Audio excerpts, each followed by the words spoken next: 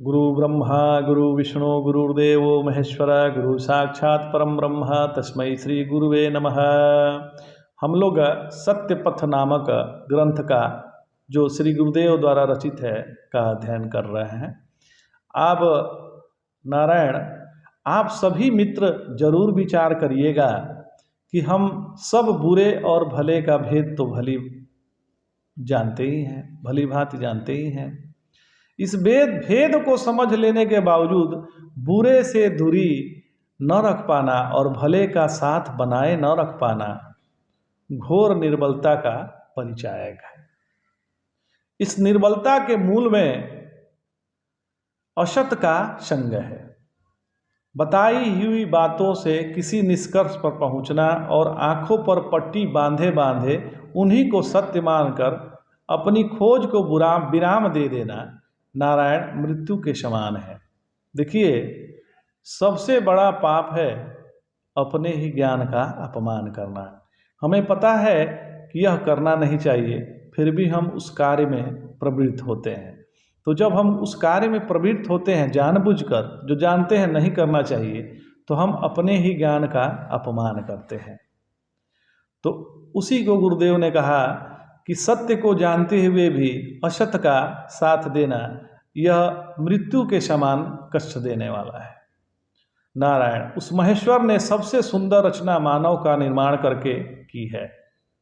मानव के विवेक में प्रकाश है और वह इस प्रकाश से स्वयं ईश्वरत्व तक की प्राप्ति कर सकता है। ऐसा सबके साथ क्यों नहीं हो जाता? यह एक बहुत दुखद पहलू है। नारायण, आप स्विमिंग पूल के किनारे बैठकर तैरने का चिंतन करते हुए तैरना कभी सीख नहीं पाएंगे। आपको पूल में कूदना पड़ेगा, अभ्यास करना पड़ेगा, सब्र के साथ कुछ समय देना पड़ेगा, तभी तो आप तैरना सीख पाएंगे। इस भव सागर में भी तैरने की कला आना आवश्यक है। सिर्फ किताबों को पढ़ना और प्रवचनों को सुनते रहना यह किनारे बैठकर तैरना जैसा ही है। जो बातें आपके अनुभव में सिद्ध हैं उन्हें जीवन में उतारिए महाराज। निकल पड़िए सत्य की खोज में।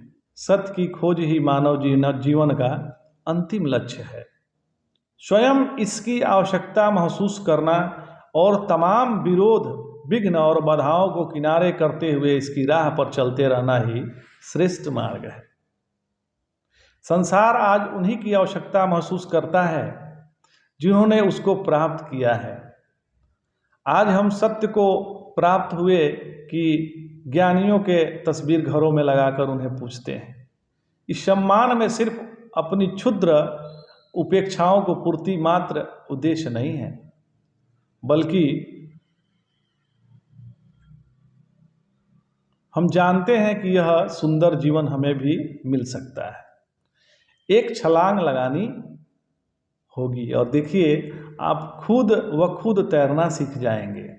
एक समय ऐसा आएगा जब पढ़ने और सुनने की आवश्यकता महसूस हो जाएगी।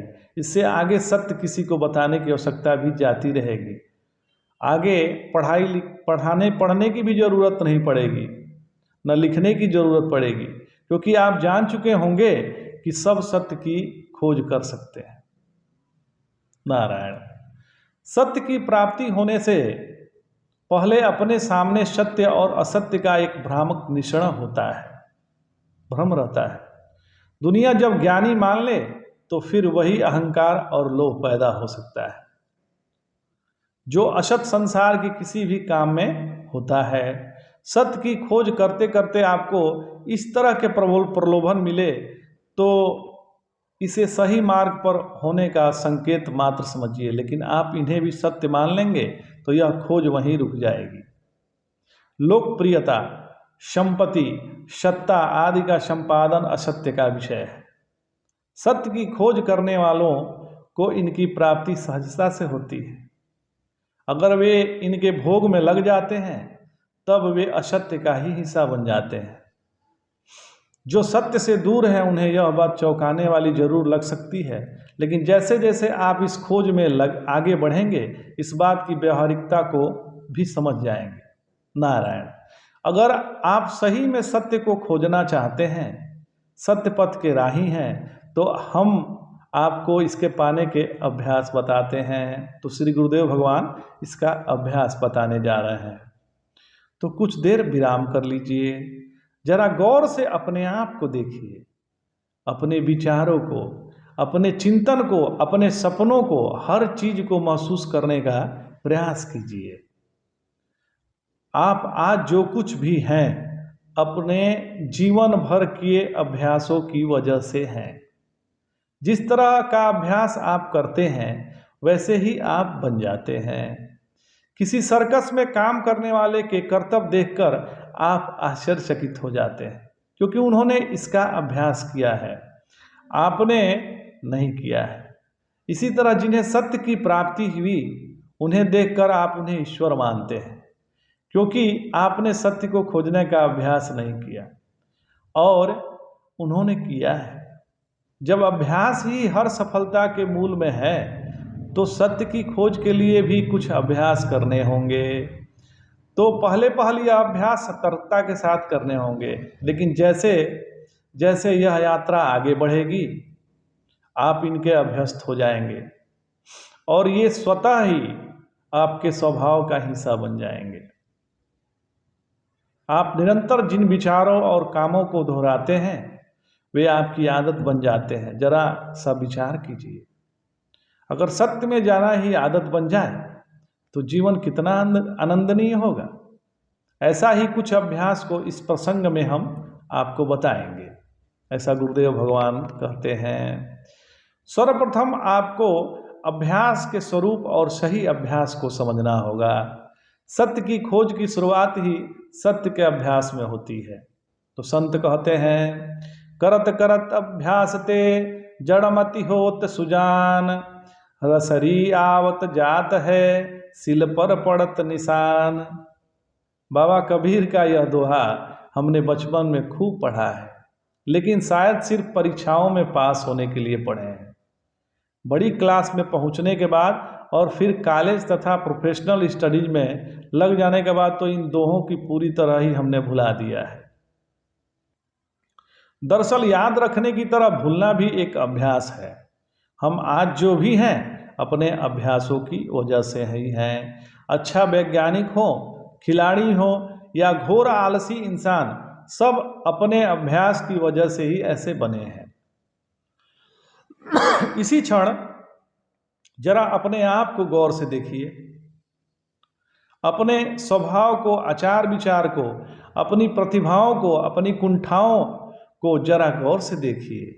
ये सब आपके अभ्यासों से ही बने हैं।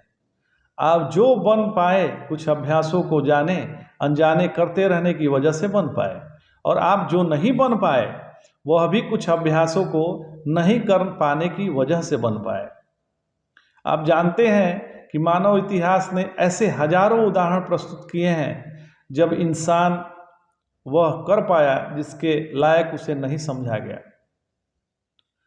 यह परिवर्तन किसी लक्ष्य विशेष की प्राप्ति के लिए अपनाए गए अभ्यासों से ही आता है। सत्य की प्राप्ति भी आपके लिए संभव है अगर आप उसके लिए अभ्यास करें तो। नारायण, अभ्यास की इस कहानी को जब आप गौर से पढ़ेंगे तो अभ्यास के अपने जीवन में महत्व को भी समझ पाएंगे।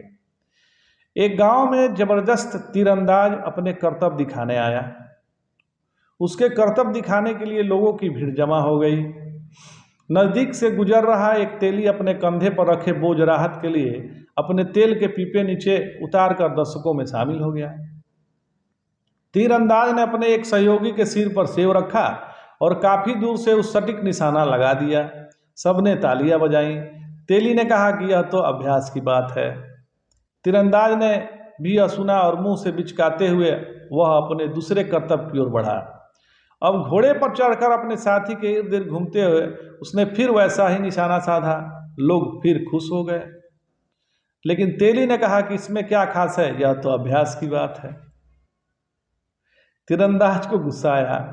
उसने तैस में अगला कर्तव्य दिखाया और इस बार हाथ की बजाय पैर से कमान को थामा। वही कमाल किया जो हाथों से कर रहा था। सब ताली बजा रहे थे और तेली ने अपनी बात कहे जा रहा था। तेली ने फिर वही कहा। सब ताली बजाए और तेली ने कहा कि यह तो अभ्यास की बात है। कुछ और करतब दिखाने के बाद कार्यक्रम समाप्त हुआ। दर्शक दान दक्षिणा देकर अपने अपने घर चल दिए। तेली भी अपने तेल के पीपों को कंधे पर उठाकर आगे बढ़ने को हुआ। इतने में ही तीरंदाज ने उसे रोका और कहा, जानते हो, ऐसा निशाना मेरी नज़र में तो आज तक कोई नहीं लगा पाया। तुम उसे मामूली अभ्यास की बात कहते हो। तो तेली शांत रहा। उसने अपना बोझ जो तेल से पीपे का था उसे नीचे रखा, कमर में बंधी तेल की खाली शीशी निकाली और जमीन पर रख दी। फिर जेब से 1 रुपया का एक सिक्का निकाला जिसके बीच में एक चवन्नी बराबर छेद था। इस सिक्के को उसने शीशी के मुहाने पर रख दिया। इसके बाद बड़ा सा पीपा कंधे पर उठाकर तेली ने सिक्के के बीच के छेद से तेल को धार बनाते हुए पूरी शीशे को भर दिया। जो शीशी छोटी वाली थी उसको भर दिया। ठीक ऐसा ही उसने एक और शीशी के साथ भी किया। कमाल की बात यह रही कि सिक्के पर तेल की एक बूंद भी नहीं लगी।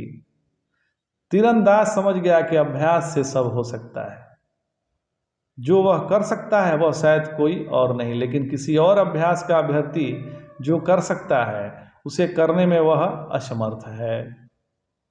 सब के अपने अपने अभ्यास हैं और कितनी ईमानदारी तथा तल्लीनता से हम किसी अभ्यास में जुटे हैं यह उसकी सिद्धि को तय करता है।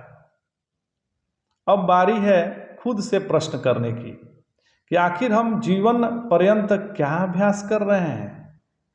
औरों से जलने का, झूठे बोलने का या प्रेम का, सत्य का, आप जो अभ्यास कर रहे हैं उसमें आप जरूर सिद्ध हो जाएंगे।